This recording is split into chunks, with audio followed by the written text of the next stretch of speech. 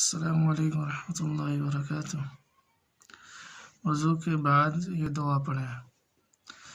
بسم اللہ الرحمن الرحیم۔ اشہد ان لا الہ الا اللہ وحدہ لا شریک لہ واشہد ان محمدا عبدہ ورسولہ۔ اللہم اجعلنی من التوابین واجعلنی من المتطہرین۔ اشہد ان لا الہ الا اللہ وحدہ لا شریک لہ واشہد ان محمدا عبدہ ورسولہ۔ اللہم اجعلنی من التوابین واجعلنی من المتطہرین۔